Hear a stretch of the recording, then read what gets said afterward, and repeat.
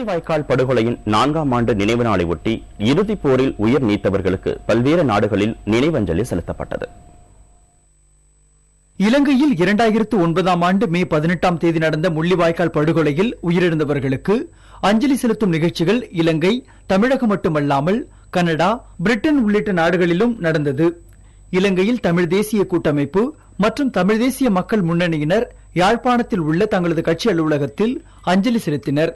இந்த நிகழ்வின் போது தமிழ் தேசிய கூட்டமைப்பின் பொதுச் செயலாளர் மாவை சேனாதிராஜா இறுதிப்போர் நிகழ்வுகள் குறித்து உரையாற்றினார். நாங்கள் தோற்றுவிடவில்லை, திடசங்கத்துடன் எழுந்திருக்கின்றோம்.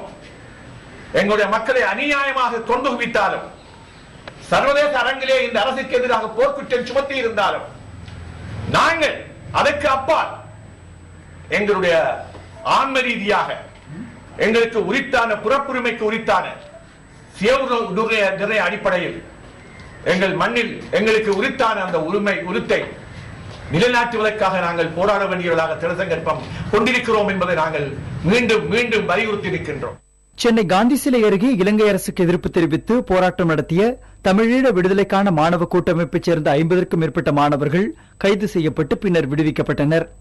இலங்கைக்கு எதிராக சர்வதேச விசாரணை நடத்த வேண்டும் எனவும் மே 18 தினத்தை உலக இனப்படுகொலை நாளாக ஐநா சபை அறிவிக்க வேண்டும் எனவும் அவர்கள் வலியுறுத்தினர். சர்வதேச சமூகத்தின் முன்பு எம்முடைய ஒரே கோரிக்கையாக சர்வதேச விசாரணை உட்பட எங்களுடைய கோரிக்கைகளை உலக மன்றத்தின் முன் வெளிப்படுத்துவதற்காக தமிழ் மாணவர்களும் உணர்வாளர்களும் மாற்று தேசிய இனத்தை சார்ந்த மாணவர்களும் இந்த போராட்டத்தை தொடர்ந்துள்ளோம். தமிழகத்தின் பிற பகுதிகளிலும் பல்வேறு அமைப்புகள் சார்பில் இலங்கை போரில் உயிர் நீத்தவர்களுக்கு அஞ்சலி செலுத்தப்பட்டது. இதேபோல் புலம்பெயர்ந்த தமிழர்கள் சார்பில் லண்டனில் நினைவேந்தல் நிகழ்ச்சி நடைபெற்றது. இலங்கையில் கொல்லப்பட்ட மக்களுக்கு நீதி கிடைக்கும் வரையில் அங்கு நடைபெறும் காமன்வெல்த் மாநாட்டை பிரிட்டன் புறக்கணிக்க வேண்டும் என்று அந்த நிகழ்ச்சியில் பங்கேற்றவர்கள் கோரிக்கை விடுத்தனர்.